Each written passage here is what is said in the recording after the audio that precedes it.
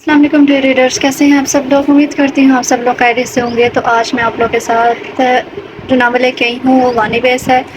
امید کرتی ہوں کہ آپ سب کو یہ ناول پسند آئے گا، اور ناول کا نام اور رائٹر نیم آپ لوگوں کو لاسٹ میں پتہ چل جائے گا۔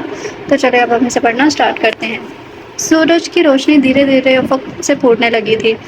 ہلکا سا اندھیرا اب بھی موجود تھا۔ چڑیا چہچہاہٹ کا صبح ہونے کا پتہ دے رہی تھی۔ پودوں میں لگے پھول دھیرے دھیرے سے کھلنے لگے تھے۔ 400 پھیلے سرسوں کے کھیت، دور دور تک بنے کچی مٹی کے مکان، اور ان مکانوں سے اٹھتا دھواں وہاں دن شروع ہو جانے کا پتہ دے رہا تھا۔ گلابی آنچل اوڑھے وہ لڑکی سرسوں کے کھیت میں بھاگتی ہوئی پگڈنڈی پر قدم لڑکھڑانے سے بچانے کو کبھی کبھی ہاتھوں کو ہوا میں اونچا کر کے اپنا توازن برقرار کر رہی تھی۔ میرا بروک پیچھے سے اس کے پیچھے دوڑتا ہوا لڑکا سے مزید تیز سے بھاگنے پر مجبور کر رہا تھا۔ میں نہیں رکنے والی خبیث انسان، وہ بھاگتی ہوئی پھولی ہوئی سانسوں سمیت بولی تھی۔ سن میرا، میری بات تو سن لے۔ اس نے اس کے پیچھے بھاگتے ہوئے کہا تھا۔ میں نہیں رکوں گی، اتنی پاگل تھوڑی ہوں، اس نے سلک کر کہتے جیسے ہی قدم سڑک پر رکھے اس کا پیر مڑا، وہ گری پر ہمت کر کے دوبارہ اٹھ کھڑی ہوئی تھی۔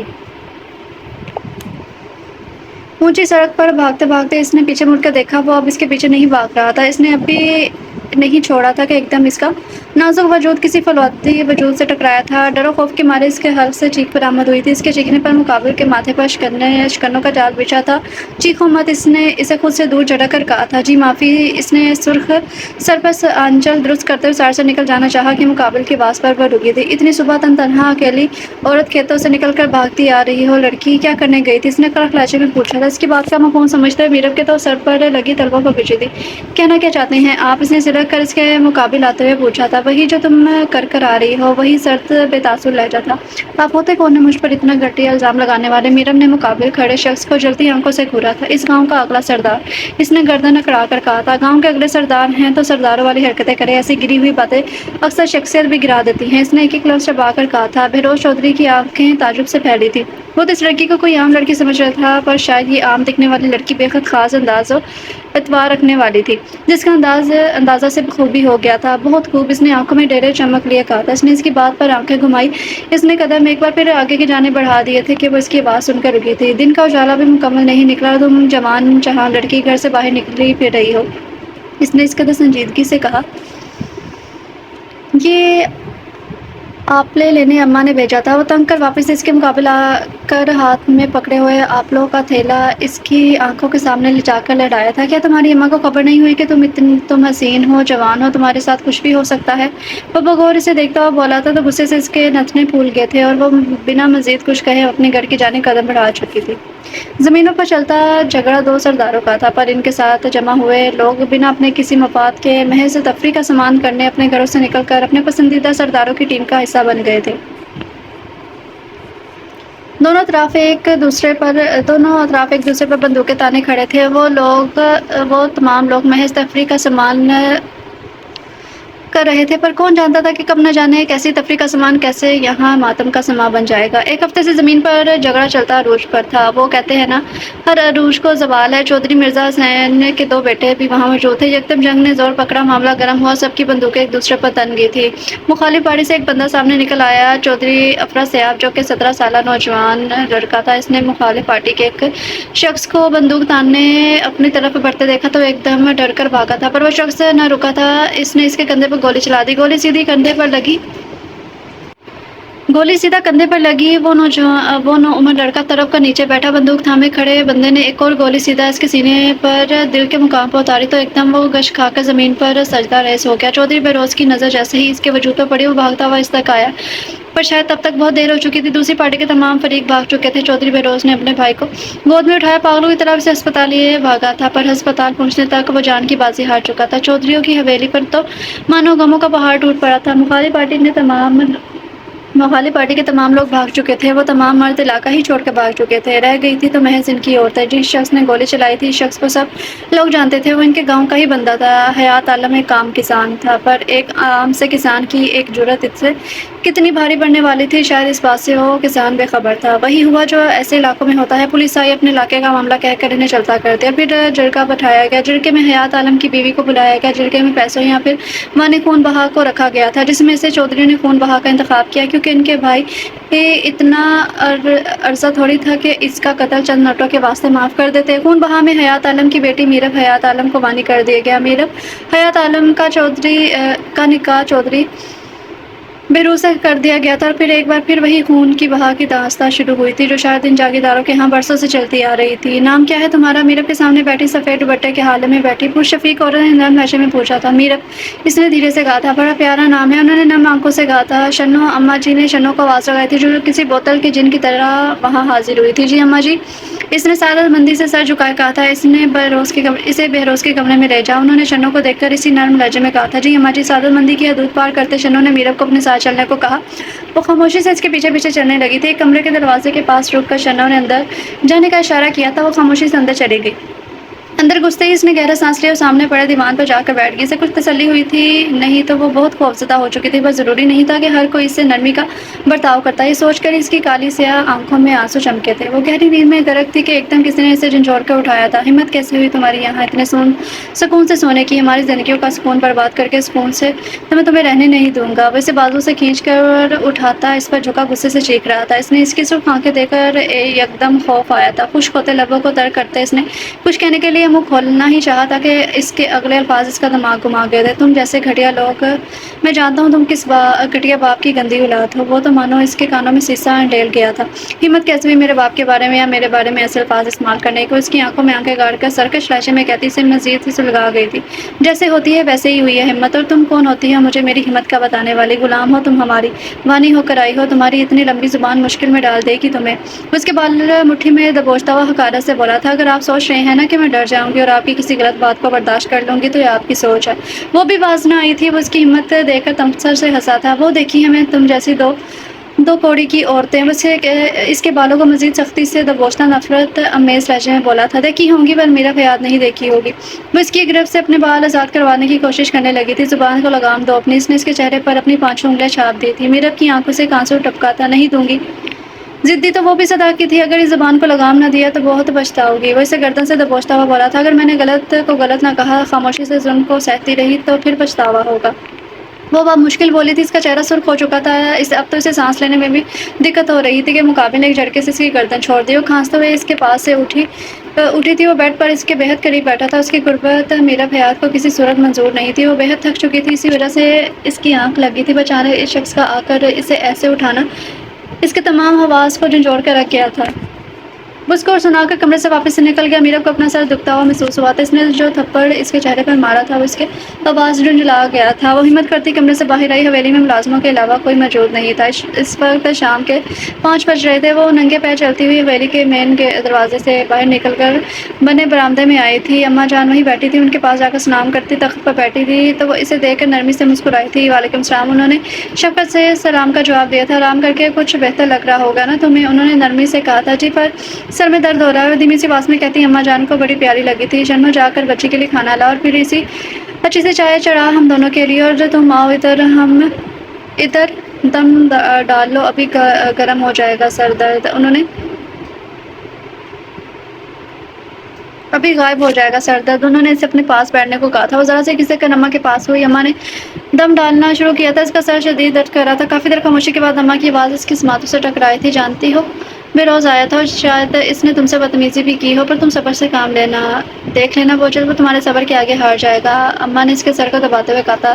دم شاید وہ ڈال چکی تھی۔ اماں جی، ہر چیز پر ہم عورتیں ہی کیوں صبر کریں؟ اس کے لہجے کی دلکی محسوس کرتے ہوئے دھیرے سے مسکرائی تھی۔ اگر صبر نہیں کرو گی تو کبھی خوشیاں نہیں پاؤ گی۔ تمہارے قریب تم جانتی ہو، سکھ ہمیشہ ڈھیروں آزمائش کے بعد ملتا ہے، پھر وہ چاہے عورت ہو یا مرد، دونوں کو آزمائش سے گزرنا پڑتا ہے۔ انہوں نے نرمی سے کہا تھا۔ میرب نے جٹ آنکھیں کھول کر انہیں دیکھا تھا، پر میں نے تو مرد کو آزمائشوں میں گرا کبھی نہیں دیکھا۔ وہ سنجیدگی سے بولی تھی۔ پگلی، یہ جو بہروز اس دور سے گزر رہا ہے یہ اس کی بھی آزمائش ہے۔ اس نے اپنا بھائی کھویا ہے۔ یہ جو آگ اس کے سینے میں جل رہی ہے نا، یہی سب سے بڑی آزمائش ہے، اور سب سے بڑی بات ہے تم دونوں کا رشتہ بہت پیارا ہے، بس اگر تم دونوں وقت پر سمجھ جاؤ تو۔ انہوں نے اس کے گال پر ہاتھ رکھ کر کہا تھا۔ کیا ضمانت ہے اس بات کی کہ وہ میرے صبر کے آگے ہار جائے گا؟ اس نے انہیں تکتے ہوئے نرمی سے پوچھا تھا۔ میں ضمانت ہوں، میں یہ بات دعوے سے کہہ سکتی ہوں کہ وہ تمہارے صبر کے آگے ہار جائے گا۔ انہوں نے شفقت سے اس کے ماتھے پر بوسہ دیا تھا۔ مجھے لگتا تو نہیں ہے، پر پھر بھی کوشش کروں گی۔ اس نے آنکھیں مٹکا کر کہا تھا صبر کوشش سے نہیں کیا جاتا، جب صبر کیا جاتا ہے تو بس صبر ہی ہوتا ہے، پھر اس کو کرنے کے لیے کوشش نہیں کرنی پڑتی۔ وہ نرمی سے بولی تھی صحیح، میں پھر صبر کروں گی۔ اس نے نظریں جھکا کر کہا تھا شنو اس کے لیے کھانا لائی۔ اس نے کھانا کھایا، اتنے میں چائے بھی تیار ہو چکی تھی، وہ چائے لے کر آئی تھی۔ اس نے اور اماں نے چائے پی، پھر اس کو ایک سر درد کی گولی دی، پھر وہ دیر تک اماں جی کے ساتھ بیٹھی رہی اور رات 8 بجے اماں نے اسے اس کے کمرے میں بھیج دیا۔ وہ من بھر کے قدم اٹھاتی قدم لیے کمرے میں جیسے ہی گھسی، وہ سامنے بیڈ پر ایک شان سے پڑا نہ جانے کس سے موبائل کان سے لگائے ہم کلام تھا۔ اس کو دیکھ کے اس نے کال کاٹی تھی۔ اس کی آنکھوں میں چھپی نفرت سے دیکھ کر پیر کانپے تھے۔ وہاں کیا کھڑی ہو، کیا پتھر کا مجسمہ بن گئی ہو یہاں؟ اس نے سرد بے تاثر لہجے میں اسے اپنی طرف آنے کو کہا تھا۔ جی۔ وہ چھوٹے چھوٹے قدم لیتی جیسے اس کے پاس آئی تھی، اس نے اسے ہاتھ سے کھینچ کر بیڈ پر گرا تھا۔ وہ ایک دم اس کے آغوش میں آ کر گری تھی۔ وہ اس وقت برے سے برے رویے کی امید کر رہی تھی، پر یہ کیا خوف، اس کے پیر کانپ اٹھے تھے۔ اس نے اٹھنا چاہا کہ ایک دم وہ کروٹ لے کر اس پر مکمل طور پر قابض ہوا تھا۔ راہ فرار ممکن نہیں ہے۔ اس نے سخت انگلیاں اس کے چہرے پر پھیرتے ہوئے کہا تھا۔ میرا کا سانس اٹکا تھا، مجھے پتا تھا مجھے دیکھ تم یوں ہی پل میں پگھل جاؤ گے۔ وہ تمسر سے گویا ہوئی تھی۔ ہاں تمہیں تو ویسے بھی بڑا تجربہ ہے نا مردوں کو پل میں پگھل لانے کا۔ اس نے بھی سیدھا خنجر سے وار کیا تھا۔ میرے بارے میں ایسے الفاظ استعمال نہ کرے۔ وہ اس کے کندھے پر ہاتھ رکھتے اسے خود سے دور کرنے کے جتن کرنے لگی تھی کہ وہ ایک دم اس پر مزید حاوی ہوا تھا۔ دونوں کے وجود ایک دوسرے سے مکمل طور پر جڑے ہوئے تھے۔ میرا دل جیسے الفاظ استعمال کرنے کو کر رہا ہے نا، میں کروں گا۔ اور تم ہوتی کون ہو مجھے یہ بتانے والی کہ میں کون ہوں تمہارے لیے اور کیسے الفاظ استعمال کروں؟ تم ایک قاتل کی بیٹی ہو اور تم یہاں اپنے باپ کے جرم کی سزا کاٹنے آئی ہو۔ یہ انداز، یہ کانفیڈنس تم پر سوٹ نہیں کرتا۔ وہ اس کے بالوں کو اپنی مٹھی میں قید کرتا اپنے لہجے میں ڈر اور نفرت سموئے گویا ہوا تھا۔ بیوی ہوں، آپ کی عزت کی مستحق ہوں۔ نم لہجہ لیے وہ کہا گیا تھا۔ اچھا، اتنی ہی عزت دار ہو، عزت کی مستحق ہو تو بتاؤ اس دن ان کھیتوں میں کیا کر رہی تھی؟ اس کا چہرہ دبوچ کے گرایا تھا۔ میں نے اس دن بتایا تو تھا کہ میں آپلے لینے آئی تھی۔ وہ نم لہجے میں گویا ہوئی تھی۔ اچھا، اور آپلے لینے کے بہانے اپنے کس عاشق سے ملاقات کر رہی تھی؟ اب کس کا لہجہ بے حد تمخص امیز تھا۔ دور ہٹے ہوئے ایک دم سے دھکا دے کر اٹھی تھی۔ وہ بھیگی بلی سے ایک دم خونخوار شیرنی بن گئی تھی۔ وہ اس کے خونخوار ہونے پر تمسخر سے ہنسا تھا۔ جس میں خامی ہو وہ یوں ہی بھڑکتا ہے۔ وہ بیڈ کی دوسری سائڈ پر ہوتا طنزیہ انداز میں بولا تھا۔ آپ جیسا انسان جس کی سوچ اس حد تک گری ہو میں نے آج تک نہیں دیکھا۔ وہ اسے حقارت سے کہتی سلگا گئی تھی۔ میں کتنا گرا ہوا انسان ہوں اس کا اندازہ تمہیں بہت جلد ہو جائے گا۔ زیادہ میرے منہ لگنے کی ضرورت نہیں ہے۔ سگریٹ کو لائٹر سے جلا کر ایک کش لیتے ہوئے کہا گیا تھا۔ مجھے اچھے سے معلوم پڑ گیا ہے کہ آپ کیسے مرد ہو۔ ماتھے پر لات داد دیویاں چڑھائے کہتی لیٹنے لگی تھی کہ اس کے الفاظ سن کے اس نے اسے دیکھا تھا۔ یہاں سونے کی ضرورت نہیں ہے، اپنے مرنے کا بندوبست اور کہیں کر لو۔ اور بدتمیزی کی تمام حدیں پار کر گیا تھا۔ میں تو یہیں سوؤں گی، بیوی ہوں آپ کی، وجہ سے سلگی تھی۔ اچھا بیوی ہو، ٹھیک ہے، پھر حقوق ادا کرو میرے۔ اس نے اسے ستانے کو کہا تھا۔ سوچنا بھی مت ایسا کچھ، آپ جیسے انسان کے ساتھ میں کوئی تعلق کبھی نہیں بناؤں گی۔ وہ آنکھوں میں ڈر و نفرت اور حقارت لیے بھڑکی تھی۔ سمجھ کیا رکھا ہے تم نے مجھے؟ شاید تم نے ابھی تک ٹھیک سے مجھے پہچانا نہیں۔ میں چودھری بہروز ہوں۔ میرے ساتھ اس انداز میں بات کرنے کی ہمت کوئی نہیں رکھتا، اور جو رکھتا ہے نا میں اس کی ہمت توڑ دیتا ہوں۔ وہ اسے کھینچ کے اپنے جانب سرکا گیا تھا۔ جس وحشی انداز میں اس نے اسے اپنی گرفت میں جکڑا تھا وہ تڑپ ہی تو گئی تھی۔ اس نے اس کے مضبوط گرفت سے خود کو نکالنا چاہا پر ناممکن سی بات تھی۔ چھوڑو مجھے۔ اس نے اس کی انگلیوں کی زنجش کو اپنے وجود پر محسوس کر کے سسک کر کہا تھا۔ پھر وہ ہوا جو شاید ہونا تو چاہیے تھا پر ایسے نہیں۔ بہروز نے اس کا لباس ایسے نوچ کے اس سے الگ کیا تھا کہ وہ پھوٹ پھوٹ کر رو دی تھی۔ بہروز نے اس نے یکدم نفی میں سر ہلایا تھا۔ بہروز نے گہری نظر سے اسے دیکھا تھا۔ کیوں نہیں؟ ہاں، اس کے چہرے پر انگلیاں پھیر کر اس نے کہا تھا پلیز دور ہٹے۔ وہ گہرے سانس لیتی ہوئی روئی ہوئی آواز میں بولی تھی۔ بہروز تمسخر سے ہنستا اس کے لبوں پر اپنا مضبوط ہاتھ جماتا اپنا حق وصول کر گیا تھا۔ کچھ دیر بعد نیم اندھیرے کمرے میں اس کی سسکیاں گونجنے لگی تھی۔ وہ جو ابھی اس کو ریزہ ریزہ کر کے پیچھے ہٹا تھا، اس کی رونے کی آواز جب کانوں میں پڑی تو اپنے کیے پر شرمندہ ہونے کے باوجود بیزار سے لہجے میں گویا ہوا تھا بند کرو یہ رونا دھونا، ایسا بھی کوئی جرم نہیں کیا جو رونا ہی بند نہیں ہو رہا۔ وہ کڑوڑ لے گیا تھا۔ وہ اس کے روکنے پر بھی نہ رکی۔ ساری رات اس کے روتے روتے گزری تھی۔ صبح کی روشنی لگنے سے پہلے ہی وہ اپنی حالت درست کر کے کمرے سے نکل چکی تھی۔ جیسے ہی مولوی نے اذان دی دھیرے دھیرے حویلی میں چہل پہل ہونے لگی تھی۔ میرب نے جلدی نماز پڑھی اور جب دعا کے لیے ہاتھ اٹھائے تو آنسو سسکیوں کے سوا کچھ نہ تھا۔ اماں جی بھی اٹھ چکی تھی۔ وہ ان کے پاس آ کر بیٹھی تھی۔ یکدم بہروز کے والد نماز پڑھ کر جیسے ہی گھر میں داخل ہوتے سے دیکھ کر جو بے عزتی انہوں نے اس کی وہ رات کو کی گئی ان کے بیٹے کی گئی زیادتی کو بھی پیچھے چھوڑ گئی تھی۔ صبح صبح حویلی کی دیواریں ان کے دھار سے کانپ اٹھی تھی۔ وہ ظالم بھی نیند سے بڑی آنکھیں لیے جیسے ہی جدید طرز کے بنے لاؤنج میں آیا تو میرا پر سر جھکائے رو رہی تھی۔ اس کے ابا اس کے سر پر کھڑے سے نہ جانے کیا کچھ کہہ رہے تھے۔ اسے برا لگا تھا پر اس نے کچھ نہ کہا، خاموش رہا۔ نظر ایک بار پھر اس کے کملائے چہرے پر پڑی تو محض لبریز کیا تھا، پر جب ابا نے اس کے کردار پر بولنا شروع کیا تو اس کی برداشت بالکل ختم ہو گئی تھی۔ اس کے دماغ کی رگیں تن گئی تھی۔ وہ ایک دم بھڑکا تھا۔ ابا میری بیوی کے بارے میں ایسے الفاظ آپ کیسے استعمال کر سکتے ہیں؟ وہ مشتعل سا ہوا تھا۔ بیوی نہیں ہے تمہاری، یہ وانی ہے میں آئی ہے۔ ابا چیخے تھے۔ ابا بات غلط بات نہ کرے، نکاح کر کے لائے ہوں جیسے بچھ رہا تھا۔ ہاں نکاح بے شک کیا ہو، پر اس کی حیثیت ہماری ملازمہ سے بھی کم ہے۔ وہ بھی بھڑکے تھے، میرا پھوٹ پھوٹ کر رونے لگی تھی۔ اماں جی نے ایک دم ایسے اپنے سینے میں بھیجا تو وہ بھی مزید سسک اٹھی تھی۔ ابا تن پن کرتے وہاں سے جا چکے تھے اور وہ سامنے کھڑا ہاتھوں کی مٹھیاں بیچ کھڑا اب اسے غصے سے گھور رہا تھا۔ ایک دم وہ آگے بڑھا، بغیر اماں جی کا لحاظ کیے اسے کلائی سے تھامتا ہوا گھسیٹتا کمرے میں لے آیا تھا۔ ایک جھٹکے سے بیڈ پر لا کر پھینکا تو ایک دم سیدھا ہو کر بیٹھی تھی۔ آئندہ سے جب تک ابا گھر پر ہوں کمرے سے نہ نکلنا۔ اس نے کمرے میں تیش کے عالم میں چکر کاٹتے ہوئے کہا تھا۔ ایسا کچھ غلط نہیں ہے، ایسا غلط کچھ انہوں نے بھی نہیں کہا جو آپ نے کیا، وہ اس سے زیادہ توہین آمیز تھا۔ وہ اس کے مقابل کھڑی ہوتی نرم لہجے میں گویا ہوئی تھی، بکواس بند کرو۔ وہ نظریں چڑھا کر بولا تھا، بکواس نہیں ہے، یہ سچ ہے جیسے آپ جھٹلا نہیں سکتے۔ ارے آپ سے بہتر تو سہیل تھا، وہ میری عزت پر طاق لگائے بیٹھا تھا۔ جانتے ہو کیوں؟ کیونکہ میں اس کی عزت نہیں دی، پر آپ کی تو عزت تھی نا۔ اور اسے دیکھ کر افسوس سے کہتی اس کے غصے کو مزید ہوا دے گئی تھی۔ کیا بکواس کر رہی ہو؟ ہاں میں نے کوئی گناہ نہیں کیا سمجھی۔ وہ ایک دم بھڑکا تھا۔ اس نے اس کی گردن کو اپنی مضبوط گرفت میں جکڑا تو اس کی سانسیں بند ہونے لگی تھی۔ اس نے اسے خود سے دور کرنا چاہا، اپنی گردن آزاد کروانی چاہی، پر وہ تو شاید غصے میں آپے سے ہی بائٹ ہو گیا تھا۔ آج تو کی ہے یہ بکواس، آئندہ کرنے کے بارے میں سوچنا بھی مت۔ اور کون ہے یہ سہیل؟ وہ اس کی گردن چھوڑتے سے بازو سے دبوچ گیا تھا۔ کوئی نہیں ہے۔ وہ اپنی سانسیں بحال کرتی سے خود سے دور جھٹک گئی تھی۔ مجھے اپنے چلانے والے لوگ بالکل بھی پسند نہیں ہیں سمجھی، وہ اسے جھنجھوڑ کر بولا تھا، پر میں اپنے ہی چلاؤں گی، میں کسی کے ہاتھ کی گڑیا نہیں بن سکتی۔ وہ اپنا آپ اس سے چڑھواتی پنکاری تھی، اس کے یہی انداز بے روز کی غصہ کی وجہ بن رہے تھے۔ وہ اسے بیڈ پر چٹک کر خود الماری سے کپڑے لیتا واش روم میں بند ہو گیا اور وہ محض سسک کر رہ گئی تھی۔ وہ بھی کمرے سے نکل کر باہر آئی تو اماں وہیں بیٹھی ہوئی تھی۔ وہ چھوٹے چھوٹے قدم لیتی ان کے پاس آ کر بیٹھ گئی تھی۔ اس نے ہاتھ تو نہیں اٹھایا تھا نا تم پر؟ انہوں نے اس کے بالوں پر ہاتھ پھیرتے ہوئے کہا تھا۔ اس نے گردن کو ذرا سا ترچھا کر کے انہیں دیکھا، پھر خاموشی سے نفی میں سر ہلا دیا تھا۔ اماں جی نے گہرا سانس خارج کیا، اسے بغور دیکھا تھا۔ جانتی ہو تم وانی ہو، جبھی تمہیں یہ سب سہنا پڑ رہا ہے، بلکہ اس سے بھی زیادہ سہنا پڑے گا وانی میں آئی عورتوں کو۔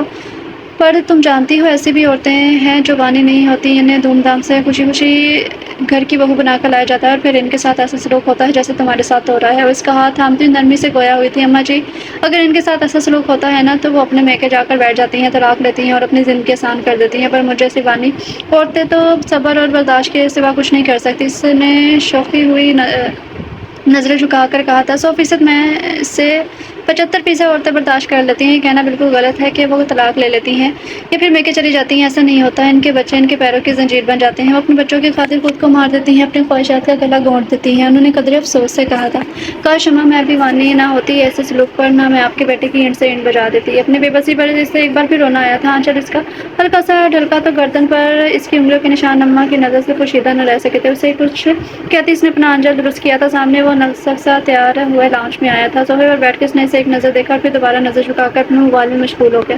تم نے اس پر ہاتھ اٹھایا تھا؟ اماں نے سخت غیر لہجے میں پوچھا تھا۔ اس نے ناسمجھی سے سر اٹھایا۔ جی اماں جی۔ اس نے کچھ الجھن کا شکار ہو کر پوچھا تھا۔ تم نے میرر پر ہاتھ اٹھایا؟ انہوں نے سختی سے دریافت کیا۔ میرب اس کی گھڑی خود پر دے کر سٹپٹا گئی تھی۔ نہیں اماں جی، ایسا تو کچھ نہیں کیا میں نے، اس نے بمشکل الفاظ ترتیب دیے تھے۔ تم نے نہیں کیا تو کس نے کیا ہے؟ اس کی گردن پر تمہاری انگلیوں کے نشان باقاعدہ پڑے ہیں۔ اماں کے لفظ میں سختی تھی۔ اماں جی وہ غصہ آ گیا تھا۔ اس نے نگاہیں جھکا کر کہا تھا، یہ کیا بات ہوئی؟ غصہ آ گیا تو کیا بیوی کے ساتھ ایسا سلوک کرو گے؟ انہوں نے اسے جھٹکا تھا۔ معذرت اماں جی، آئندہ خیال رکھوں گا۔ اس نے نگاہیں جھکا کر کہا تھا، اگر آئندہ ایسا ہوا تو پھر روز میں نے تم سے بات نہیں کرنی۔ وہ خفگی سے بولی تھی۔ وہ ایک دم ہی تو تڑپ گیا تھا۔ اماں جی آپ دوسروں کی خاطر مجھ سے ایسے برتاؤ نہیں کر سکتی، آپ میری ماں ہیں۔ آپ کا کہا پتھر پر لکیر کی مانند تھا، آپ ایسے ناراضگی کی دھمکیاں نہ دیا کریں۔ وہ اٹھ کر ان کے قدموں میں آ کر بیٹھا تھا اور وہ محض یہ دیکھ کر رہ گئی تھی کہ اسے اپنی ماں سے کس قدر عقیدت تھی۔ اب ہمیں شرمندہ نہیں کریں گے، کبھی بھی نہیں۔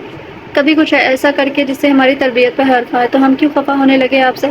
انہوں نے نرمی سے اس کے چہرے پر ہاتھ پھیرا تھا۔ اماں جی میں وعدہ کرتا ہوں اب تک جو کچھ ہوا وہ ہو گیا، پر اس کے بعد میں کچھ بھی غلط نہیں کروں گا۔ وہ ادب سے نگاہیں جھکا کر بولا تھا، اور پھر جو اس نے کہا تھا اس نے وہی کیا تھا۔ وہ حیران ہوئی تھی کہ کوئی شخص اپنی بات کا اتنا پکا کیسے ہو سکتا ہے۔ کمرے میں ہوتی تو اسے کلام تک نہ کرتا، چاہے اچھا ہو یا برا۔ یہ سلسلہ پچھلے 4 ماہ سے ایسے ہی چل رہا تھا۔ اس کی بھی روٹین کافی بدل گئی تھی۔ وہ صبح اٹھ کے شنوں کے ساتھ لگ کر گھر کے کاموں میں حصہ لینے لگی تھی، پھر باقی کا دن اماں جی اور پودوں کے ساتھ گزارتی، اور اسے کبھی سامنا ہوتا بھی تو اس پہ سے نگاہ پھیر کر نکل جاتا۔ ابھی وہ لگی باہر پودوں کو پانی دے رہی تھی۔ کالے رنگ کا لون کا پرنٹڈ سوٹ پہنے، بالوں کی لمبی چٹیاں بنائے کھڑی تھی۔ پائپ لے کر وہ دوسرے پیاری کی طرف مڑی تھی کہ ایک دم پاؤں کے پائپ کے سامنے نمودار ہوتا وجود پورا بھیگ چکا تھا۔ اس نے بے ساختہ منہ پر ہاتھ رکھے اپنے پائپ اور پائپ زمین پر پھینک دی، 2 قدم اچھل کر پیچھے ہوئے ایک دم بھاگتی ہوئی اماں جی کے پاس پہنچی تھی۔ وہ کافی دیر تک انتظار کرتی رہی کہ اب وہ اس کی بےعزتی کرے گا، پر ایسا نہ ہوا۔ صرف تسلی ہوئی شام کی چائے پی کر وہ اماں کی ٹانگیں دبا رہی تھی کہ وہ اماں جی کے پاس نہیں آیا، انہیں سلام کر کے پاس پڑی کرسی پر قریب کھسکائی اور بیٹھا تھا۔ میرا نے چور نظروں سے اسے دیکھا تھا، وہ اماں جی کی طرف متوجہ تھا۔ اماں جی آپ نے بلایا تھا؟ اس نے اماں جی سے پوچھا تھا۔ ہاں بیٹا بلایا تھا، انہوں نے اٹھتے میرب کے ہاتھ تھام کر روکے تھے۔ میرب نے اٹھ کر کمرے سے نکلنا چاہا پر اماں نے اسے روک لیا تھا۔ وہ جانتی تھی اماں کیا بات کرنے والی ہے، اس کا دل دھڑکا تھا۔ وہ بات جو تقریباً 4 ماہ سے پوشیدہ تھی، وہ بات آج اماں جی سے بتانے والی تھی۔ بے حد خوف زدہ تھی، اس کا ریئیکشن سوچ کے اس کی بھی بے ساختہ نظر اس پر پڑی تو اس نے نہ جانے کیوں پر پہلے کے مقابل کافی تبدیلی محسوس ہوئی تھی۔ فیروز تم باپ بننے والے ہو، اماں جی نے سنجیدگی سے کہا تھا۔ جی؟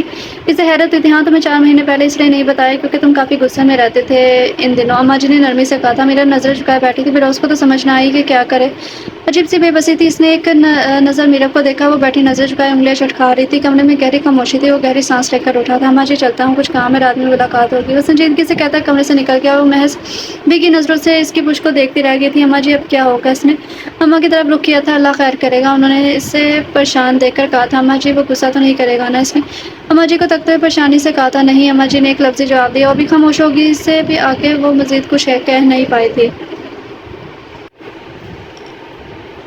رات میں وہ کمرے میں بیٹھی گھٹنے میں سر ٹکائے بیٹھی، پیلے رنگ کا جوڑا پہنے ہوئی تھی۔ فیروز کمرے میں غصہ سے دیکھ کر ہمیشہ کی طرح نظر انداز کرتا وہ کمرے کی بالکنی میں گیا تھا۔ سگریٹ سلگا کر پینے لگا، وہ بے چینی سی محسوس کرتی خود بھی اس کے پیچھے آ کر کھڑی ہو گئی تھی۔ اس کی پشت پر کھڑے ہو کر اس نے وہ مشکل الفاظ کو ترتیب دیا تھا۔ اب کچھ نہیں ہے اس خبر سے، اس نے دھیرے سے کہا تھا۔ وہ مذاق اس نے سگریٹ کا گہرا کچرے کا دھواں ہوا کا سپرد کیا، اسے دیکھ کر تمسخر سے ہنسا تھا۔ بالکل بھی نہیں، اس نے آدھا جلا سگریٹ زمین پر پھینک کر اپنے جوتوں تلے مسلا تھا۔ کیوں؟ اس نے اپنے حلق میں کانٹے چبھتے ہوئے محسوس ہوئے تھے۔ کیونکہ میں یہ بچہ نہیں چاہتا، اس کو ختم کر دو۔ اس نے سواکی کی تمام حدیں پار کر دی تھی۔ آپ کیا کہہ رہے ہیں؟ وہ خوف کے مارے 2 قدم پیچھے ہوئی تھی۔ وہی جو تم نے سنا۔ وہ اس کے سراپے کو بغور تکتا ہوا گویا ہوا تھا۔ اس کے سراپے میں ہلکا سا بھاری پن وہ دیکھ کر سر جھٹک گیا تھا۔ پر میں ایسا کچھ نہیں کر چاہتی، آپ پلیز ایسی باتیں نہ کریں۔ اس کی رنگت پل میں زرد ہوئی تھی، پورا وجود لمحے میں پسینے سے شرابور ہوا تھا۔ گھبراہٹ کے مارے اس کے وجود پر ایسا لرزش طاری ہوا کہ ایک پل کو فیروز بھی سٹپٹا گیا تھا۔ اس نے ایک دم لپک کر اسے تھاما تھا۔ کیا ہوا ہے تمہیں؟ اس نے اس کے گال تھپتھپائے تھے۔ پانی اس نے گہرے سانس لے کر کہا تھا۔ ہاں صبر۔ وہ اسے خود کے ساتھ لگائے بیڈ پر لا کر بٹھایا گویا ہوا تھا۔ سائڈ ٹیبل پر رکھے جگ سے پانی اس نے گلاس میں ڈیل کر اس کے لبوں سے لگایا تھا تو کچھ دیر بعد اس کی حالت سنبھلی تھی۔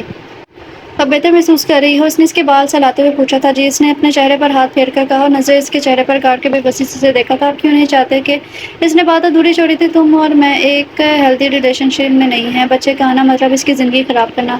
ماں باپ کے تعلقات کا فرق اولاد کی شخصیت پر بہت پڑتا ہے، اور میں نہیں چاہتا کہ کسی معصوم کی زندگی خراب ہو۔ وہ سنجیدگی سے بولا تھا۔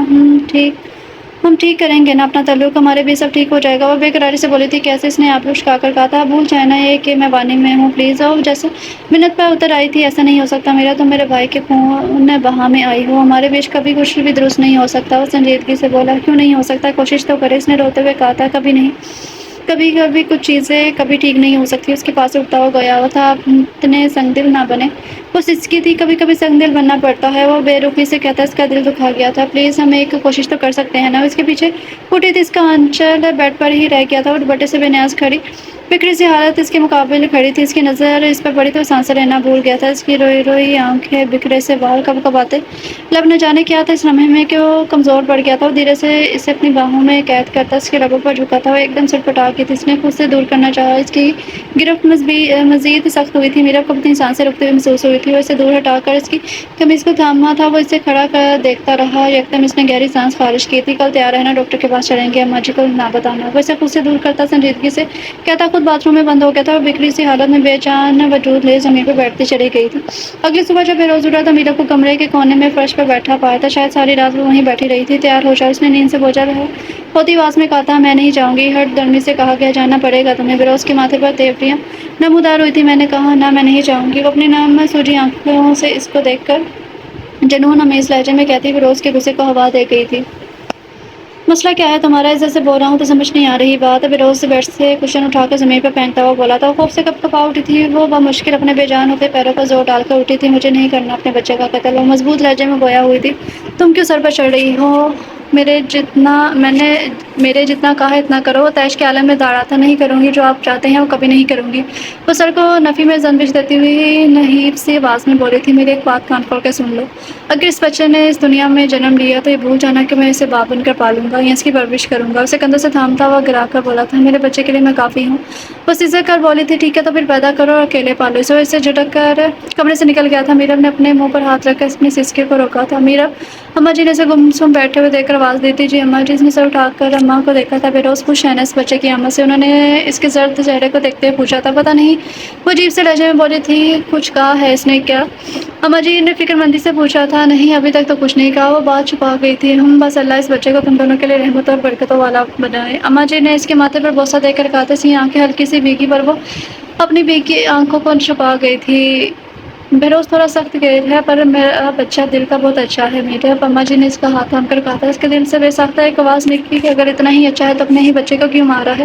جی اماں جی دل کی بات کو زبان پر نہ لا سکی۔ اس کی ماں جب مری تھی نا تو 9 سال کا تھا، وہ چھوٹا تھا، نہ سمجھ۔ اماں جی نے نم آواز میں کہا تھا۔ میرب کو جھٹکا لگا، اس نے حیرت سے اماں جی کی طرف دیکھا تھا، پر اماں جی آپ تو؟ میرب نے اماں جی کو دیکھ کر بامشکل الفاظ ترتیب دیے تھے، میں اس کے باپ کی دوسری بیوی ہوں، میری بڑی بہن بہروز کی ماں تھی۔ اس کے انتقال کے بعد بہروز کے ابا نے مجھ سے نکاح کر لیا تھا۔ انہوں نے گہری سانس خارج کرتے ہوئے کہا تھا، آپ نے پہلے کبھی نہیں بتایا؟ وہ حیران سی تھی۔ اب بتا دیا نا، وہ دھیرے سے ہنسی تھی۔ اور جو بہروز کا بھائی تھا وہ بھی کیا آپ کا اپنا بیٹا نہیں تھا؟ اس نے کچھ کھچکچا کر پوچھا تھا۔ وہ میرا بیٹا تھا، میں نے جنم دیا تھا۔ انہوں نے سنجیدگی سے کہا، آپ کو مجھ سے نفرت نہیں ہوتی؟ اسے حیرت ہوئی تھی، نہیں کیوں، میں بولا تم سے نفرت کروں گی؟ وہ نرمی سے بولی تھی، میرا باپ آپ کی اولاد کا قاتل نکلا، اس نے انہیں یاد دلایا تھا، اور میرا اللہ میری اولاد کے قاتل کو سزا دینے والا ہے۔ پرسکون لہجے میں گویا ہوئی تھی، اتنا صبر کیسے ہے آپ نے اماں جی؟ اس نے حیرت در حیرت سے پوچھا تھا۔ جب اپنے اچھے اور برے کا یقین اس پاک ذات پر ہونا ہے پھر صبر آ ہی جاتا ہے۔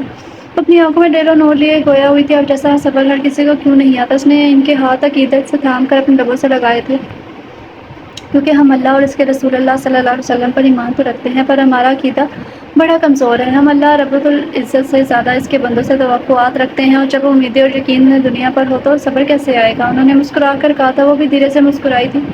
حقیقت ہی یہ ہمیں اللہ سے زیادہ انسانوں سے ہی تو اچھے کی امید ہوتی ہے۔ پھر بھی اماں جی آپ نے اپنا جوان بیٹا کھویا ہے، کیا آپ کو دکھ نہیں ہوا تھا؟ کیا آپ کے سینے میں بدلہ لینے کی آگ نہیں جنم لیا تھا؟ وہ پھر اشتیاق سے بولی تھی، اولاد کا دکھ ہمیشہ ہر دکھ سے بھاری ہوتا ہے، پھر چاہے اولاد جوان ہو یا بوڑھی یا پھر بچپن کے دور میں ہو، اس کی تکلیف دل کو پاش پاش کر دیتی ہے۔ پتہ ہے میں نے اپنے بیٹے کے قتل کا معاملہ اللہ کی عدالت پر چھوڑ دیا ہے۔ دنیا کیا ہوگی، ان کی عدالت کیا ہوگی اور ان کا انصاف کیا ہوگا، دیکھو نا، اب بھی تم جیسی معصوم بے بس عورت کو سزا کاٹنے کے لیے چنا گیا ہے، حالانکہ تم نے تو کچھ کیا نہیں، جس نے کیا تھا وہ تو بہا گیا کہیں اور جا کر، اور پھر کسی معصوم کا قتل کر دے گا اور پھر کسی اور معصوم کو اس کی سزا دی جائے گی جو اپنے جرم و گناہ سے بھی نا واقف ہوگا۔ یہ دنیا کی عدالتیں اندھی ہیں، اصل انصاف تو میرے رب کی عدالت میں ملتا ہے۔ وہ تمکنت سے کہتی میرب کو تعجب میں ڈال گئی تھی، وہ حیرت سے انہیں تک رہی تھی، وہ اس قدر حیرت سے خود کو تکتا پا کر دھیرے سے ہنسی تھی۔ بہروز کی زندگی بھی کسی آزمائش سے کم نہیں، اس کی زندگی کا بھی ایک سیاہ باپ ہے، اور وہ میں تمہیں نہیں بتاؤں گی۔ میں چاہتی ہوں کہ تم اس کا اعتماد جیتو،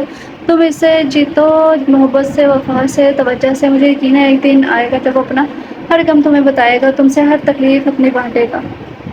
انہوں نے اس کے بال سنوارتے ہوئے کہا تھا، ایسا کیا ہے؟ اس نے بھی پوچھا تھا۔ ایسا سمجھو کہ اگر یہ کڑی تم نے سلجھا دی نا تو تم دونوں کی زندگی خوبصورت ہو جائے گی ایک ساتھ۔ انہوں نے اسے سمجھایا تھا، پر وہ تو مجھ سے بات تک نہیں کرتے اور ابھی تو ناراض ہے کافی۔ اس نے بے چینی سے کہا تھا، اب یہ تو تم پر ہے کہ تم کیا کرتی ہو، کیسے کرتی ہو۔ انہوں نے سنجیدگی سے کہا، میرب سوچ میں ڈوبی تھی۔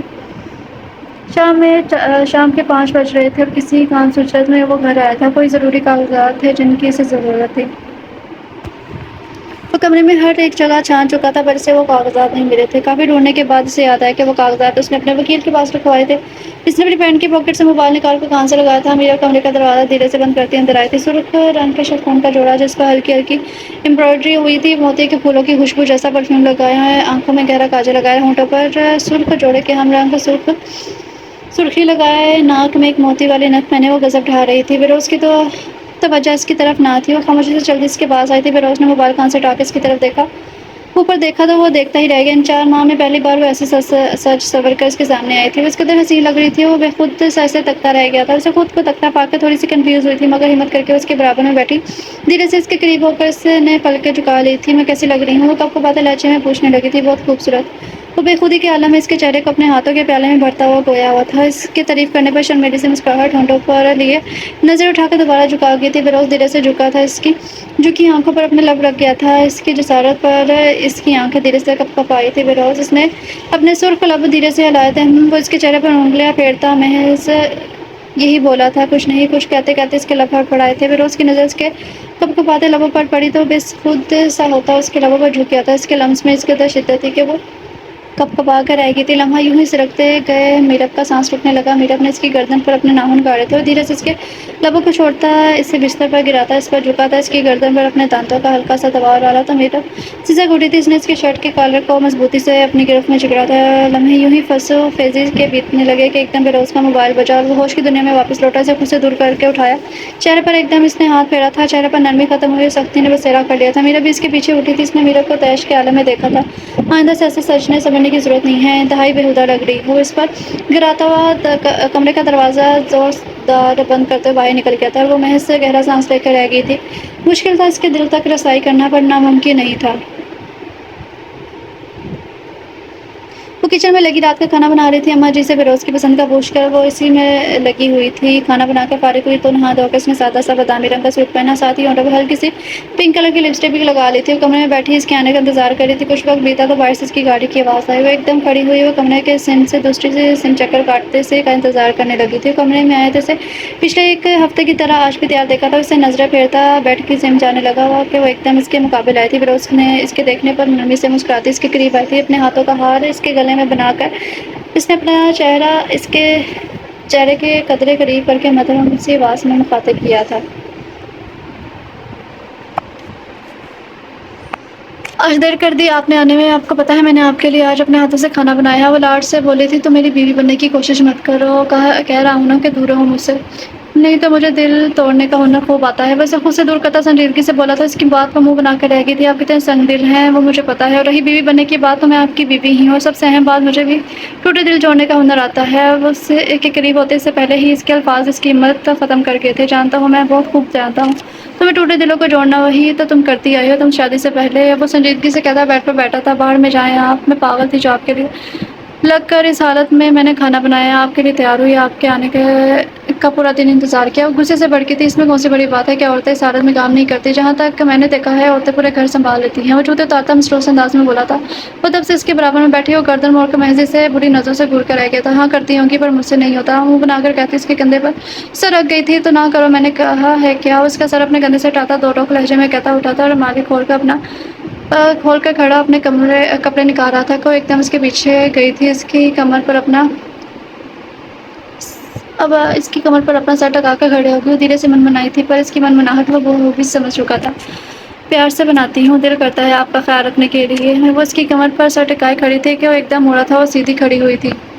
میرا پلیز مجھ سے دور رہو، ایسا نہ ہو کہ میں تمہیں سچ میں کچھ ایسا کہہ دوں جو تمہیں اور تمہارے بچے کو نقصان پہنچا دے۔ اس کے لہجے میں بلا کی سنجیدگی تھی۔ کیا یہ بچہ اور میں آپ کے کچھ نہیں لگتے؟ کیا ہماری تکلیف پر آپ کو تکلیف نہیں ہوگی؟ اس کی پلکیں پل میں بھیگی تھی۔ نہیں، جن چیزوں سے میرا کوئی سروکار نہیں، مجھے ان کی پرواہ بھی نہیں ہے۔ سنگ دلی کی تمام حدیں وہ پار کر گیا تھا۔ ہم دونوں سے ہی تو آپ کا سروکار ہے۔ اس نے اس کا ہاتھ تھامنا چاہا تھا، پر اس کا ہاتھ اس کی پہنچ سے دور کر گیا تھا۔ آخری بار کہہ رہا ہوں، دور رہو مجھ سے۔ اس کی نم آنکھوں میں اپنے بے تاثر آنکھیں گاڑ کر بولا تھا، اب تو ممکن نہیں ہے۔ اس نے ہمت کر کے بکھرے ہوئے لہجے میں کہا تھا، اپنی اوقات مت بھولو، تمہاری حیثیت ہمارے گھر میں ملازموں سے بھی بدتر ہے۔ اس نے تلخی سے کہا تھا، اچھا تو کیا اس رات آپ نے میرے ساتھ جو کیا وہ آپ اپنے ملازموں کے ساتھ بھی کرتے ہیں؟ نہ جانے کیسے اس کی زبان سے یہ بات نکلی، اسے خود خبر نہ ہوئی تھی۔ آخری بار کہہ رہا ہوں، اپنی زبان کو لگام دینا سیکھو۔ وہ انگلی اٹھا کے اسے وارن کرتا اپنے کپڑے الماری سے چپڑنے کے انداز میں لیتا واش روم میں بند ہو گیا تھا۔ وہ نم آنکھیں لیے وہیں کھڑی رہی تھی۔ اب تک یہیں کھڑی ہو، اب جو کھانا بنایا ہے لا کر دو گی کی بھی یا نہیں۔ وہ باتھ روم سے باہر نکلا تھا، اسے وہیں دیکھ کر بھڑکا تھا۔ اس نے چونکے سے دیکھا، خاموشی سے مشینی انداز میں کمرے سے نکل گئی تھی۔ وہ محض اسے جاتا دیکھ رہا تھا۔ کچھ دیر بعد وہ دوبارہ کمرے میں آئی تھی، کھانے کی ٹرے ہاتھ میں تھامے اپنے ہلکے سے بھاری سراپے سمیت۔ نہ جانے کیوں وہ چودھری بہروز کے دل میں گھر کر رہی تھی۔ اس نے اس کے سراپے سے نظر چرائی تھی۔ میرب نے کھانا لا کر بیڈ پر سامنے رکھا، وہ کھانے لگا تو وہ صوفے پر جا کر بیٹھ گئی۔ میرب نے کوئی بات نہ کی، خاموش بیٹھ گئی۔ بہروز کے لیے اس خاموشی میں نوالے نکلنا مشکل سا ہو گیا تھا، پر خیر وہ کھانا کھا کر ہی ہٹا تھا۔ وہ دوبارہ اسی انداز میں برتن اٹھائے کمرے سے نکل گئی تھی اور بہروز محض لبیچ کر رہ گیا تھا۔ وہ ایسے ہی اسے منانے کی جتن کرتی رہی، پر وہ شاید کوئی بطخ دل تھا جس میں درار پانا مشکل سی بات تھی۔ اس کا 8واں مہینہ شروع ہو چکا تھا، اس کا سراپا پہلے سے زیادہ بھاری ہونے لگا تھا۔ اس نے ڈاکٹر نے بتایا تھا کہ اس کے جڑواں بچے ہیں، پر اس نے یہ بات بہروز کو نہیں بتائی تھی۔ جتنے دن بیتتے جا رہے تھے اس کی حالت بدتر ہوتی جا رہی تھی۔ ابھی وہ اپنا سوجا وجود لیے باغ میں کرسی پہ بیٹھی تھی کہ نہ جانے وہ کہاں سے برآمد ہوا تھا۔ موبائل پر لگا وہ کسی سے تیز لہجے میں بات کر رہا تھا۔ میرب نے اسے دیکھ کر سر جھٹکا تھا۔ بہروز کی اس پر نظر پڑی تو چلتا ہوا اس کے پاس آیا تھا۔ اماں جی بتا رہی تھی طبیعت ٹھیک نہیں ہے تمہاری، کیا ہوا ہے؟ اس کے سامنے دوسری کرسی کھینچ کر بیٹھا مصروف سے انداز میں بولا تھا، ایسی حالت میں طبیعت ویسے بیزار رہتی ہے، اماں جی ایسے ہی پریشان ہو جاتی ہیں، وہ دھیرے سے بولی تھی۔ بہروز نے نظر اٹھا کر اسے دیکھا، اس کی حالت سچ میں بظاہر بھی بہت عجیب ہو رہی تھی۔ وہ حسین و نازک نقوش دب سے گئے تھے، اس کا ناک بھی شدید قسم کا سوجا ہوا تھا۔ اس کی ناک دیکھ کر کمینگی سے ہنسا تھا، اپنی ناک دیکھو تم، ہاں پوری نمونی لگ رہی ہے۔ اسے اپنا بے ساختہ امڑتا وہ کہہ کر روک نہیں پایا تھا، کیا ہوا ہے میری ناک کو؟ اس نے اپنی ناک پر ہاتھ رکھ کر کہا تھا، کچھ نہیں۔ وہ بمشکل بولا تھا، آپ کو ہنسی کیوں آ رہی ہے؟ وہ روانسی ہوئی تھی، کچھ نہیں، میں نے تو کہا تھا ابورٹ کروا لو بچے کو، پر تم نہ مانی۔ اب تو وہ پل میں سنجیدہ ہوا تھا، آپ کو شرم نہیں آئی ایسی بات کرتے ہوئے؟ اسے افسوس ہوا تھا، بالکل نہیں۔ اس نے رخ موڑ کر کہا، پلیز یہاں سے اٹھ جائیں، اس وقت مجھے شدید غصہ آ رہا ہے۔ اور بگڑے تنفس سمیت گویا تھی، پھر کہوں گا اوقات مت بھولو، وہ سنجیدگی سے کہتا تن پن کرتا وہاں سے نکل گیا تھا۔ میرب اپنے سر کی پشت کرسی کی اسے ٹکا گئی تھی۔ اور پھر وہ دن آیا جب اس نے 2 بچوں کو جنم دیا تھا۔ اس کے گھر ایک بیٹی اور ایک بیٹا ہوا تھا۔ اماں جی اور ابا جی بے حد خوش تھے، وہ خود بھی بے حد خوش تھی۔ اس کو سب نے بہت فون کیا پر وہ نہ آیا۔ میرب کو اگلے دن ہاسپٹل سے ڈسچارج کر دیا گیا تھا۔ وہ گھر آ گئی تھی اور ان بچوں کے ساتھ بستر پر لٹائے خود بھی ان کے برابر میں بڑی تھی۔ بہروز کمرے میں آیا، بچوں پر نظر تک ڈالنا بھی ضروری نہ سمجھا۔ اس نے میرب کا حلق سوکھا، اس کی آنکھ نم ہوئی تھی۔ وہ صوفے پر بیٹھا موبائل میں ایسے گم تھا جیسے نہ جانے اس کو کون سے خزانے اس کے موبائل میں پڑے ہوں۔ آپ آئے نہیں اسپتال؟ اس نے گہری خاموشی توڑتے ہوئے کہا تھا۔ وہ بنا جواب دیے ہنوز اپنے موبائل میں گم تھا۔ اس نے دوبارہ ہمت کر کے پوچھا تھا، بہروز میں آپ سے بات کر رہی ہوں، اس نے نم لہجے میں کہا تھا۔ مجھے تنگ کرنا بند کرو۔ یہ بات اول روز سے ہی طے ہو چکی تھی کہ اس بچے سے میرا کوئی سروکار نہیں ہے۔ وہ بنا نگاہ اٹھائے بیزار سے لہجے میں بولا تھا، بہروز بس بھی کرتے ہیں، مجھ سے نفرت آپ کی مجھ سے نفرت سمجھ میں آتی ہے کہ میں آپ کے بھائی کے قاتل کی بیٹی ہوں، پر یہ تو آپ کا خون ہے، آپ اپنی اولاد ان کو کس بات کی سزا دے رہے ہیں آپ؟ اس کی آنکھوں سے آنسو بھر بھر کر نکلے تھے۔ پلیز اپنا لیکچر بند کرو، سر میں درد کر کے رکھتی ہے۔ اسد مہری کی دیوار پہلے سے ہی زیادہ اونچی ہو چکی تھی، وہ خاموش رہی۔ اس سے آگے تو اس سے ایک الفاظ بھی نہ کہا گیا تھا۔ دن تیز سے گزر رہے تھے، آج اس کے بچے پورے 1 ماہ اور 10 دن کے ہو چکے تھے۔ اس نے ان کو نہلا دھلا کے صاف ستھرا کیا۔ بہروز بیڈ پر ہی بیٹھا تھا پر بے نیاز۔ میرب نے اپنے بچوں کو کپڑے پہنائے، اچھے سے لپٹ کر دونوں کو بیڈ پر لٹایا۔ میرب کی ایک چور نظر بہروز پر گئی تھی، غلطی سے بھی اس کی نگاہ اپنے بچوں کو دیکھنے کے لیے نہیں اٹھی تھی۔ ان کو باری باری فیڈ کروا کے کمرے میں بستر پر لٹا کر چلی گئی تھی۔ بہروز نے ایک آنکھ اٹھا کر کمرے سے باہر جھانک کر دیکھا، وہ کہیں نہیں تھی۔ بہروز نے ایک دم موبائل سائڈ پہ رکھا، دونوں بچوں کے ماتھے پر ایک دم جھک کر اپنے لب رکھ دیے تھے، ان کے ننھے ہاتھوں کو اپنے ہاتھوں میں تھامتے باری باری ان کے ہاتھوں پر پیار کرنے لگا۔ کسی کسی کے قدموں کی چاپ محسوس ہوئی تھی، اسے دور ہو کر واپس موبائل پر لگ گیا تھا۔ میرب جلد بازی میں کمرے میں آئی، الماری کھولی، کچھ سامان نکال کر وہ واپس کمرے سے نکل گئی۔ اس کے جاتے ہی وہ واپس بچوں کی طرف متوجہ ہو گیا۔ کافی وقت بیتنے کے بعد بھی جب وہ واپس نہ آئی تو بچوں کے پاس تو اسے تشویش ہوئی تھی۔ وہ کمرے سے نکل کر لاؤنج کی طرف آیا، سامنے صوفے پر بیٹھا شروز چائے چکھ کر میرب اور اماں جی سے باتیں کر رہا تھا۔ وہ شروع سے ہی ایسا تھا، ہر کسی سے گل مل جانے والا۔ تم کب آئے؟ بہروز نے اندر آتے ہوئے پوچھا تھا۔ میں ابھی آئی ہوں، مجھے پتہ چلا میرے یار نے مجھ سے یاد کیا اور میں جھٹ چلا آیا۔ اس کا کہکا بے ساختہ تھا، نوٹنکی انسان، کبھی تو انسان بنو۔ بہرحال سے ہنستے ہوئے اس سے بغل گیر ہوا تھا، بے انسان ہی تو ہوں، بس تیری طرح آدم رضا نہیں ہوں۔ شروز کہکا لگا کر بولا تھا، ہاں وہ تو دکھ رہا ہے۔ وہ مسکان دبا کر کہتا، شروز کو جلا گیا تھا، زیادہ وقت مت بیٹھ جا۔ بہروز نے صوفے پر بیٹھنے کا اشارہ کیا تھا، بیٹھ رہا ہوں، تیرے بچوں کو دیکھنے آیا ہوں اتنی دور سے، وہ خوش اخلاقی سے بولا تھا۔ بہروز کے چہرے پر ایک دم سنجیدگی طاری ہوئی تھی۔ اس نے محض اتنا ہی کہنے پر اکتفا کیا تھا کہ ایک دم میرب کی آواز میں سے جھکا دیا تھا، میں لے کر آتی ہوں دونوں کو۔ وہ چاہ کر کہتی کمرے کی سمت گئی تھی، اماں جی بھی ان کو مسکرا کر دیکھ رہی تھی۔ اور سنا کیا حال ہے؟ بہروز نے اسے مخاطب کیا تھا، ایک دم مست حال ہے، بہروز نے کہکا لگا کر بتایا تھا۔ وہ دکھ رہا ہے کمینے، دونوں کی نظر ایک ساتھ میرب کی طرف اٹھی تھی۔ میرب کی گود میں 2 بچے تھے۔ فیروز ایک نظر دیکھ نظریں پھیر گیا تھا۔ شیروز ایک دم پرجوش ہوتا ہوا اٹھا تھا۔ اس نے میرب کی گود سے دونوں بچوں کو لیا تھا۔ شیروز بچوں کو لے کر فیروز کے پاس ہی آیا تھا، اس کے برابر میں بیٹھ گیا۔ حیرت کی بات ہے ویسے بھابھی، لڑکی کون ہے اور لڑکا کون؟ شیروز دونوں کے گول مٹول سے چہرے کو دیکھ کر حیرت سے بولا تھا، یہ بیٹی ہے، اس کا نام ماما جی نے دانین رکھا ہے، یہ بیٹا ہے، اس کا نام ابا جی نے ذوالقرنین رکھا ہے۔ وہ چیک کر شیروز کو بتا رہی تھی، وہ بڑے ہی ایک جیسے نام ہیں، بالکل ان دونوں جیسے۔ وہ اسے دیکھ کر ہنسا تھا۔ میرا بھی ہنس پڑی تھی۔ دونوں کے انداز ایسا نہیں لگ رہا تھا کہ دونوں پہلی بار مل رہے ہیں۔ ویسے میرا تم نے یونی میں ایڈمیشن کیوں نہیں لیا؟ شیروز نے سنجیدگی سے پوچھا تھا۔ وہ میں لینا چاہتی تھی، ایڈمیشن پر اچانک ہی سب ہو گیا، پھر میرا نکاح ہو گیا اور اب میں بچے ہیں تو اب تو بالکل مشکل سی بات ہے۔ وہ دھیمے لہجے میں گویا ہوئی تھی، ارے پاگل، مجھے پتا ہوتا نا کہ تم یہاں ہو، مطلب میرے اپنے چاچو کے گھر ہو، تو میں تمہیں خود لینے آتا اور تمہارا یونی میں ایڈمیشن کروا دیتا، اور اب بھی میں ایسا ہی کروں گا۔ اپنی پڑھائی چھوڑنے کی کوئی ضرورت نہیں ہے، بچوں کا کیا ہے، کچھ گھنٹے یہ نکمہ سنبھال لیا کرے گا۔ شیروز نے شہر کا تمام بات ختم کی تھی۔ میرا محض دھیرے سے گردن ہلا گئی۔ تو رہی بات فیروز کی، تو اس کا حال غصے سے برا تھا۔ یہ بات برداشت کرنا مشکل ہو پا رہا تھا اس کے لیے کہ کوئی اس کی بیوی سے ایسے حق جتاتے لہجے میں بات کیسے کر سکتا ہے۔ تم دونوں جانتے ہو ایک دوسرے کو؟ فیروز نے سوکھے لبوں پر زبان پھیرتے ہوئے پوچھا تھا۔ ہاں بہت اچھے سے، شیروز نے چہر کر کہا۔ اچھا، کیسے جانتے ہو تم دونوں ایک دوسرے کو؟ فیروز کے انداز میں میرا کی ریڑھ کی ہڈی میں سنسناہٹ دوڑی تھی۔ یہ رشتے کی بیسٹ فرینڈ ہے، یہ ہاسٹل میں رہا کرتی تھی کراچی میں، اور فرشتے بھی وہیں رہتی تھی۔ اب حیدرآباد سے کراچی جانے میں 2 گھنٹے تو لگ ہی جاتے ہیں نا، وہ مگن سے لہجے میں بچوں کو پیار کرتے ہوئے بتا رہا تھا۔ اچھا، فیروز نے میرب کی آنکھوں میں آنکھیں ڈال کر ایسے اچھا کہا۔ میرب کا حلق کچھ غلط نہ ہوتے ہوئے بھی سوکھ گیا تھا۔ میں ان کو روم میں لے کے جاتی ہوں، سو رہے ہیں، دونوں جاگ گئے تو پھر روئیں گے، کوئی کام نہیں کرنے دیں گے، اور بچے فیروز سے لے کر اپنے کمرے میں چلی گئی تھی۔ فیروز نے شیروز کو چینج کر کے فریش ہونے کا کہا اور اس کے پیچھے کمرے میں گیا تھا۔ وہ بستر پر پریشان سی بیٹھی تھی۔ اس نے ایک دم اسے کلائی سے تھام کر اپنے مقابل کھڑا کیا تھا۔ وہ کٹی پتنگ کی مانند اس کے سینے سے لگی تھی۔ تم نے مجھے پہلے کیوں نہیں بتایا کہ تم شیروز کو جانتی ہو؟ اس کے لہجے میں چولوں کی لپک تھی۔ جی وہ مجھے تو خود آج پتہ چلا کہ شیروز اسے میں لہجے میں بات ادھوری چھوڑ گئی تھی۔ نہ مت لو، شرم نہیں آتی کسی غیر مرد کا میرے سامنے نام لیتے ہوئے؟ اسے دیوار سے لگاتے گرایا تھا۔ پلیز مجھ سے دور رہیں، اس نے خشک ہوتا حلق تر کرتے ہوئے کہا تھا۔ کیوں دور رہوں، حق رکھتا ہوں تم پر بھی اور تمہارے اس دل پر بھی، اس نے خون شام نظروں سے گھورتے ہوئے کہا تھا۔ پلیز، میرے منہ سے غلطی سے نکل گیا، وہ سسکی تھی، پرائے مرد کا نام میرے سامنے اپنے شوہر کے سامنے غلطی سے نکل گیا۔ اس کا بازو جنونے سے دبوچا تھا۔ معاف کر دے، بے اختیار نکل آنے والے سسکی کو دبا کر کہا گیا، کیسے معاف کر دو؟ اس نے سر جھکا کے اسے گھورتے ہوئے کہا تھا۔ آپ کو کیا ہو گیا اچانک؟ وہ حیرت سے سہمی نظروں سے اسے دیکھ کر بولی تھی۔ بہت خوب، اب تو تمہیں مجھ میں فالٹ ہی دکھیں گے نا، ایک بات کان کھول کے سن لو، سوچنا بھی مت کہ میں تمہیں چھوڑ دوں گا۔ وہ اس کی گردن دبوچتا جنونی سے کہتا۔ میرب کو مزید سہم آ گیا تھا۔ ایک دم کمرے کی خاموشی، فضا میں بچوں کی رونے کی آواز گونجی تھی۔ وہ بچے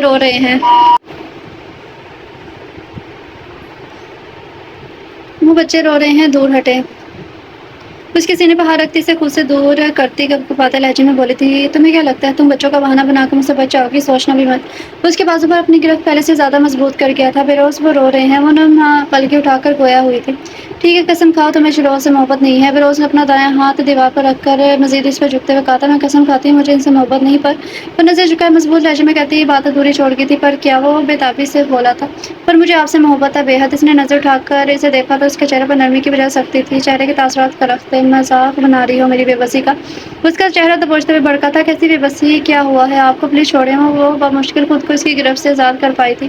جاؤ اپنے بچوں کو دیکھا، مجھ سے تمہیں ویسے بھی کوئی سروکار نہیں ہے۔ وہ اسے بیڈ کی سمت دھکیلتا اکڑے ہوئے لہجے میں بولا تھا، یہ بچے آپ کے بھی ہیں فیروز؟ وہ دانین کو اٹھاتی پیار کرنے لگی تھی۔ اس نے دھیرے سے اپنے سینے سے لگایا، وہ چپ کروا رہی تھی۔ پر مجھے نہیں چاہیے تھے، ٹوٹے ہوئے لہجے میں کہا گیا تھا، تو پھر اس رات میرے قریب ہی نہ آتے۔ اب کہ وہ بھی بھڑکی تھی، تنگ آ چکی تھی، وہ ہر وقت کی اس کی اسی گردان سے کہ اسے بچے نہیں چاہیے تھے۔ کیا مطلب نہ آتے؟ کیوں نہ آتا؟ بیوی ہو میری، حق ہے میرا، اور میرا اب بھی جب دل کرے گا میں تمہارے قریب آؤں گا۔ وہ بھڑکا تھا۔ میں نے یہ نہیں کہا کہ آپ کا حق نہیں، میں نے یہ نہیں کہا کہ آپ کا حق نہیں تھا، جیسے مجھے پر آپ کا حق ہے نا فیروز، ویسے ہی آپ پر میرا بھی حق ہے، ویسے ہی آپ پر بھی میرا حق ہے۔ میرے حقوق کا کیا کبھی سوچا آپ نے میرے حقوق کے بارے میں، یا بس اپنے ہی حقوق یاد رکھتے ہیں آپ؟ اس کی آنکھوں میں آنکھیں ڈال کر بھیگے لہجے میں بولی تھی، کیا چاہیے تمہیں؟ اور اچھا، کھاتی ہو، پیتی ہو، پہنتی ہو، بچے تک ہیں تمہارے پاس، اس گھر کی مالکن بنی پھرتی ہو، اور کیا چاہیے؟ وہ اس کی بات پر بھڑک کے تو اٹھا تھا۔ کیا بس ایک عورت کی ضرورت یہی ہے، سب ہوتا ہے؟ اس نے دانین کو اس پر لٹاتے ہوئے کہا تھا۔ تو اور کون سی ضرورتیں ہیں جو پوری نہیں ہو رہی؟ ہاں، سب سے اہم ضرورت تو کافی عرصہ ہوا پوری ہی نہیں کی میں نے، شاید تم اسی کی بات کر رہی ہو۔ چلو آج وہ پوری کر دیتا ہوں۔ اس کے قریب آتا بیڈ پر اس کے مقابل بیٹھا تھا۔ ہاتھ بھی نہ لگائیے گا، مجھے افسوس ہے، مجھے آپ کی ذہنیت پر شرم آنی چاہیے ایسی باتیں کرتے ہوئے۔ آپ کہہ رہے تھے نا، اور کیا ضرورت ہوگی ایک عورت کو، عورت کا تو پتہ نہیں، پر ایک بیوی کو محبت، عزت، مان، بھروسے کی ضرورت ہوتی ہے، جن میں سے آپ مجھے کچھ بھی نہیں دے سکے۔ وہ انگلی اٹھا کے سے فون کرتے ہوئے سخت لہجے میں گویا ہوئی تھی، وہ تو شاید تمہیں کبھی بھی نہیں دے سکتا۔ وہ نظریں پھیر گیا تھا، کیوں نہیں دے سکتے؟ وہ جنونی ہوئی تھی، مجھے نہیں پتا، پر بس نہیں دے سکتا۔ اس کے لہجے میں بلا کی سنجیدگی تھی۔ دو پل کے لیے بے بسی اور خاموشی سے دیکھتی رہ گئی۔ آپ کیوں ہیں اتنے سنگ دل بہروزی؟ دیکھیے ہمارے بچے ہیں، اگر ہم ایسا کریں گے تو ان کی زندگیوں کا کیا ہوگا؟ یہ تو معصوم بکھر جائیں گے۔ وہ اس کے قریب ہوتی اس کا ہاتھ تھام کر محبت سے گویا ہوئی تھی، مجھے پتا ہے یہ بکھر جائیں گے، پر میں خود بکھرا ہوا ہوں، ان کو کیسے سمیٹوں گا؟ اس کے گہرے سوال پر دھیرے سے مسکرائی تھی، میں آپ کو سمیٹ لوں گی اور پھر ہم دونوں مل کر اپنے بچوں کو بکھرنے نہیں دیں گے۔ اس کی آنکھوں میں آنکھیں ڈال کر نم لہجے میں گویا ہوئی تھی، تو نہیں، تمہیں نہیں پتا میرب، میں بے حد بکھرا ہوا ہوں۔ وہ دھیرے سے اپنا ہاتھ اس کے گال پر رکھتا ہوا گال سے لانے لگا تھا۔ کیوں ہیں آپ اس قدر بکھرے ہوئے؟ اس کے مزید قریب ہوئی تھی۔ میری ماں ایک بدکردار عورت تھی، دنیا کی نظروں میں، میرے باپ کی نظروں میں وہ بدکردار نہیں تھی، وہ تو ایک عظیم عورت تھی۔ ابا جی کے کسی دوست نے ان سے کہا تھا کہ ان کی حویلی سے بھی کوئی کود کر نکلا تھا، یقیناً ان کی بیوی کا عاشق ہوگا۔ اس کی آنکھ سے ایک آنسو ٹوٹ کر بکھرا تھا۔ میرب نے اس انمول موتی کو اپنی انگلی کی پورے سے چون لیا تھا۔ ابا جی گھر شدید غصے میں آیا، میری ان آنکھوں کے سامنے میری ماں کے سینے میں گولیاں اتار دی تھی۔ میری ماں مر گئی تھی، تنہا ہو گیا۔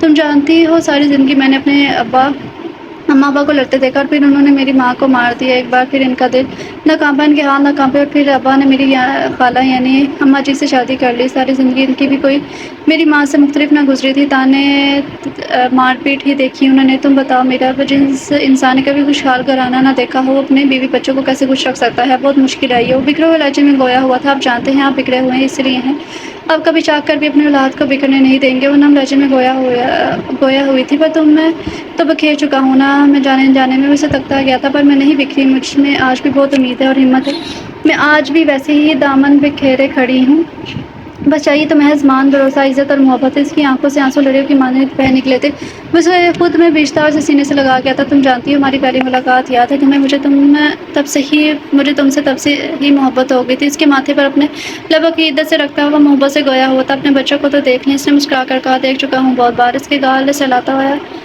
لب دبا کر وہ گویا ہوا تھا۔ کب وہ حیران ہوئی جب تم انہیں تنہا چھوڑ کر کمرے سے باہر جاتی تھی، میں انہیں کے ساتھ اپنا وقت گزارتا تھا۔ وہ نرمی سے گویا ہوا تھا، آپ کتنے بدتمیز ہیں، میں کتنی پریشان رہتی تھی سوچ سوچ کے کہ آپ نے اپنے بچوں کو ایک نظر بھی نہیں دیکھا، اور آپ تھے کہ وہ برا مناتی اس کے پاس سے اٹھنے لگی تھی کہ ایک دم اسے کھینچ کر خود میں قید کیا تھا۔ مجھے بدتمیز کہنے کی ہمت کسی میں نہیں ہے۔ اسے تکتا مصنوعی غصہ چہرے پر لاتا بولا تھا، وہ اسے معافی مانگنے لگی تھی کہ اس کے لبوں پر اپنی شہادت کی انگلی رکھتا اس کے الفاظ گم کر گیا تھا۔ تم نا بہت بدو ہو۔ وہ ہنستا ہوا اس پر جھکنے لگا کہ وہ ایک دم سے اسے خود سے دور جھٹکتی قہقہ لگاتی کمرے سے نکلنے والی تھی کہ فیروز نے لپ پکڑ اس کی پوچھ سے اپنی باہوں میں بھر لیا تھا۔ کہاں بھاگ رہی ہو؟ اس کی گردن پر اپنے لب رکھتا ہوا وہ پوچھنے لگا تھا، کھانا بنانا ہے؟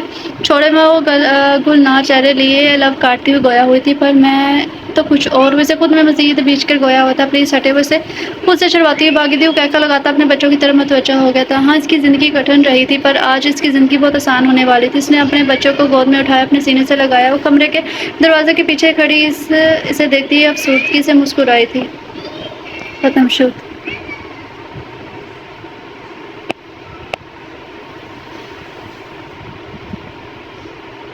سو ڈیئر ریڈرز، یہ تھا ناول 1 ستم ایسا بھی، اس کی رائٹر ہے مومنہ۔ امید کرتی ہوں کہ آپ سب کو یہ ناول پسند آیا ہوگا۔ تو یہ بانی بیس تھا، چھوٹا سا ناول تھا، تو اچھا بھی تھا۔